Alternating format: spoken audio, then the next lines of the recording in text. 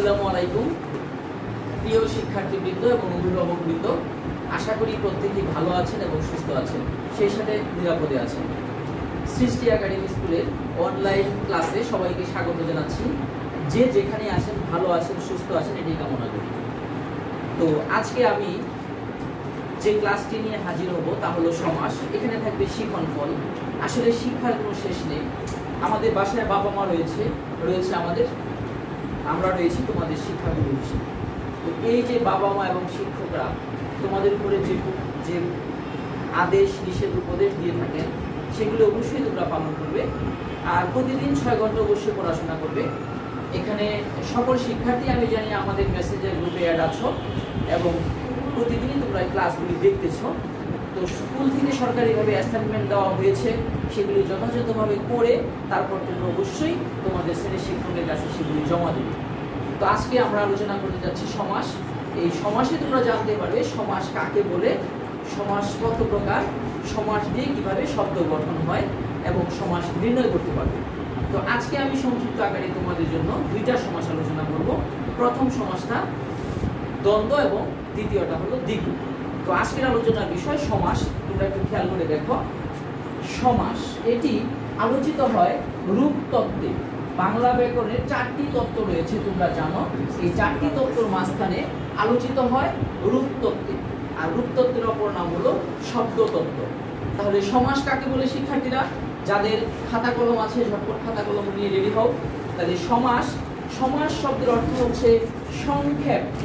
আমরা জানি সমাস শব্দের অর্থ হলো সংক্ষেপ অথবা সংক্ষেপণ। সমাস শব্দের অর্থ হলো সংক্ষেপণ অথবা একাধিক পদের একপদীকরণ। তাহলে আমি যদি সমাসের সংজ্ঞাটা বলি, তাহলে হয় 2 বা ততোধিক পদ, 2 বা ততোধিক পদ এক পদে, তোমরা সবাই লিখে নাও, 2 বা ততোধিক পদ এক পদে পরিণত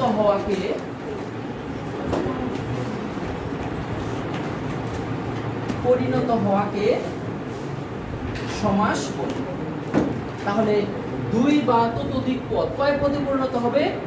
এক পদে পরিণত হবে, তাকে কি বলবো? আমরা সমাস বলবো। যেমন দেখো, আমরা যদি সংক্ষিপ্ত আকারে আলোচনা করি, এখানে সিংহ, তোমরা সবাই লিখে নাও, সিংহ চিহ্নিত যে আসন সমান সমান হয় সিংহাসন। এখানে 1 2 3 4 কয়টা পদ রয়েছে? 4টা পদ রয়েছে। তাহলে পরস্পর অর্থসঙ্গতি বিশিষ্ট 2 বা ততোধিক পদ কয় পদে পরিণত হলো? এক পদে পরিণত হলো, এই যে সিংহাসন। তাহলে এটা হলো সমাস। তাহলে 2 বা ততোধিক পদ এক পদে পরিণত হওয়াকে সমাস বলে। তাহলে এই যে এই অংশটুকুকে বলা হচ্ছে সমসমান পদ। সমসমান পদের অপর নাম বেশ বাক্য এবং বেশ বাক্যের অপর নাম হলো বিগ্রহ বাক্য। আমি আবারও বলতেছি, এই অংশটুকুর নাম হলো সমসমান পদ, সমসমান পদের অপর নাম বেশ বাক্য, বেশ বাক্যের অপর নাম হলো বিগ্রহ বাক্য। আর এই যে 4টা পদ একত্রিত হয়ে এখানে বের হয়ে গেছে, এই পদটার নাম হলো সমস্ত পদ। এই পদটার নাম কি? সমস্ত পদ। তাহলে সমস্ত পদকে ভাঙলে আমরা পাই সমসমান পদ, বেশ বাক্য বা বিগ্রহ বাক্য। সেই সাথে বিগ্রহ বাক্যের প্রথম অংশকে বলা হয় পূর্বপদ, মাঝের অংশকে বলা হচ্ছে মধ্যপদ এবং শেষ অংশকে বলা হচ্ছে পরপদ। তাহলে 2 বা ততোধিক পদ এক পদে পরিণত হওয়াকে সমাস বলে।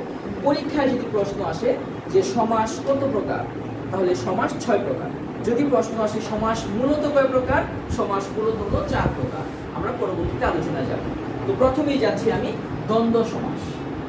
শিক্ষার্থীরা তোমরা সবাই জানো, দ্বন্দ্ব শব্দের অর্থ হলো ঝগড়া, বিবাদ এবং জোড়া।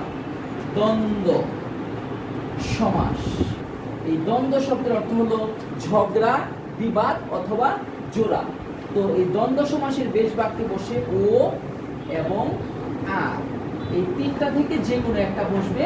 আমরা সাধারণত ও ব্যবহার করব। দ্বন্দ্ব সমাসের বেশ বাক্যে কি কি বসে? ও এবং আর। কয়টা অব্যয় বসে? 3টা অব্যয় বসে। তাহলে দ্বন্দ্ব সমাসের সংজ্ঞাটা কি হতে পারে? দ্বন্দ্ব সমাসের সংজ্ঞা হলো পূর্বপদ এবং পরপদ প্রত্যেকটি পদেরই সমান সমান প্রাধান্য থাকবে। তাহলে প্রত্যেকটি পদের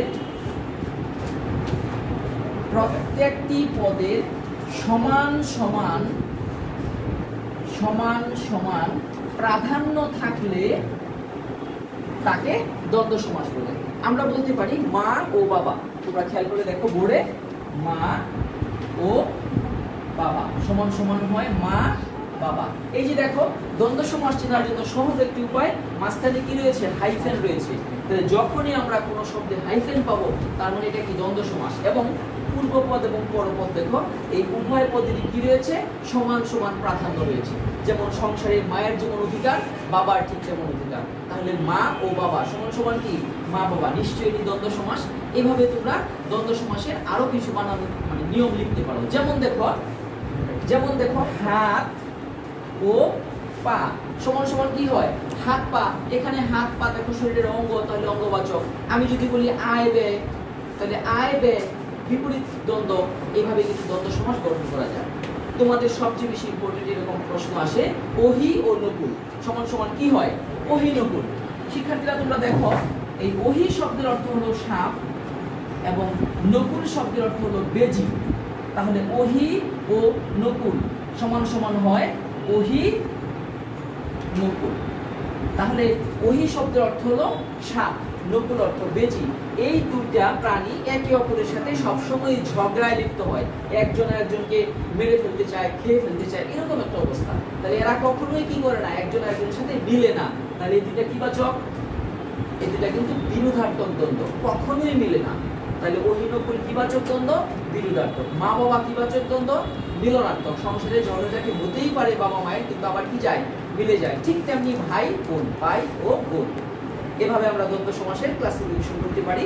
তো তোমরা দেখো বহুপদী দ্বন্দ্ব, আমি যদি বলি সাহেব হাইফেন বিবি ও গোলাম সমান সমান হয় সাহেব বিবি গোলাম।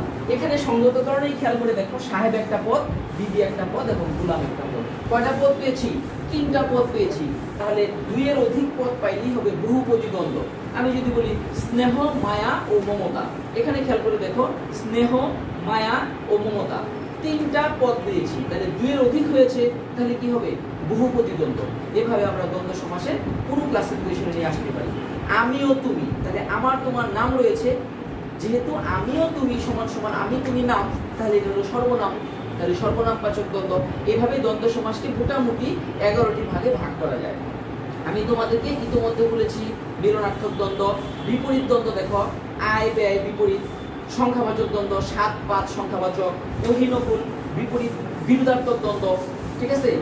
তুমি আমি সর্বনাম যুগে দ্বন্দ্ব, যাওয়া আসা দেখো কাজ বোঝাচ্ছে, ভালো মন্দ দুইটা বিশেষণ বোঝাচ্ছে। এভাবে দ্বন্দ্ব সমাসকে 11টি ভাগে ভাগ করা যায়। তো দ্বন্দ্ব সমাস মোটামুটি এখানেই। আমরা পরবর্তী সমাসে যাব। দেখো দ্বিগু সমাস। সমাস কিন্তু আসলে খুব সোজা।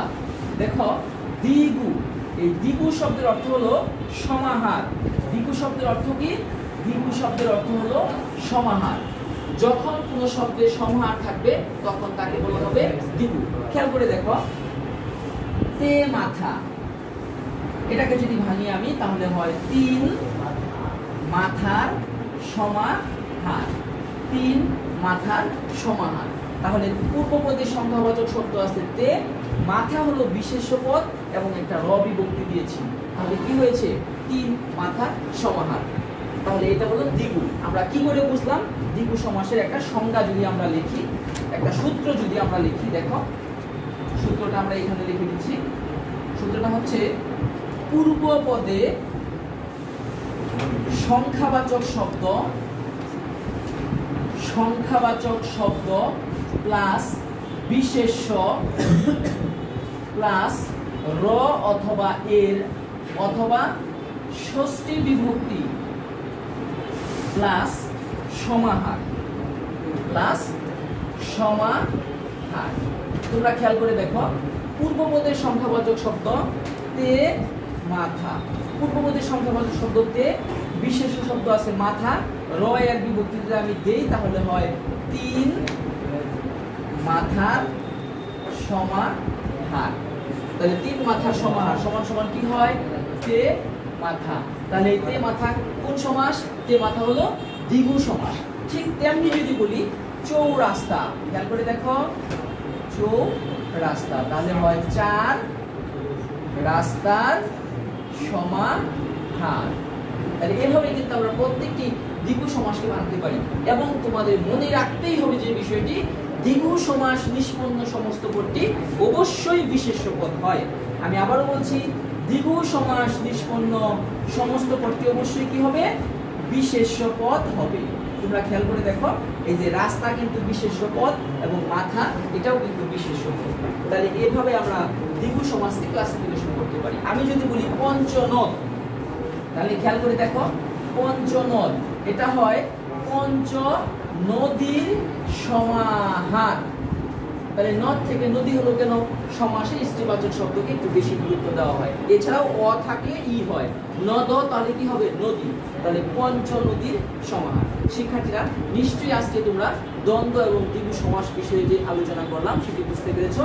এবং কোনো প্রকার যদি সমস্যা হয় তাহলে অবশ্যই তোমরা সেটি কমেন্ট বক্সে কমেন্টস করতে পারো, আমি যথাসাধ্য উত্তর দেওয়ার চেষ্টা করবো। হ্যাঁ, আরেকটি কাজ, অবশ্যই বাসায় 5-6 ঘন্টা, মিনিমাম 6 ঘন্টা পড়াশোনা করবে। স্কুল থেকে যে সরকারি অ্যাসাইনমেন্ট দেওয়া হচ্ছে সেগুলি অবশ্যই পূরণ করে পুনরায় জমা দিয়ে দিবে এবং বাসায় বাবা মার কথা মেনে চলবে। আজকের মতো ক্লাস এখানেই শেষ করছি। বাসার কাজটা তাহলে কি রয়ে গেল? হ্যাঁ, বাসার কাজটা হলো দ্বন্দ্ব এবং দ্বিগু সমাস আজকে যে আলোচনা করলাম এর এই দ্বন্দ্ব দ্বিগু থেকে তোমরা অবশ্যই 30টি নৈর্ব্যক্তিক তোমরা বাসায় সলভ করে ফেলবে। তোমার পাঠ্যপুস্তকের বাহির থেকে কোনো প্রশ্ন সাধারণত আসে না, মূল বইটি থেকে প্রশ্ন আসে। গাইড বই হেল্প তুমি নিতে পারো। তবে এই দ্বন্দ্ব এবং দ্বিগু সমাস থেকে 30টি নৈর্ব্যক্তিক তুমি অবশ্যই শিখবে। এবং সেই সাথে যদি কোনো সমস্যা হয়, আমি আবারও বলছি, অবশ্যই কমেন্ট বক্সে কমেন্টস করে জানাবে। ভালো থাকো, সুস্থ থাকো, নিরাপদে থাকো। সবার সুস্থ সুন্দর জীবন কামনা করে এখানেই শেষ করছি। ধন্যবাদ।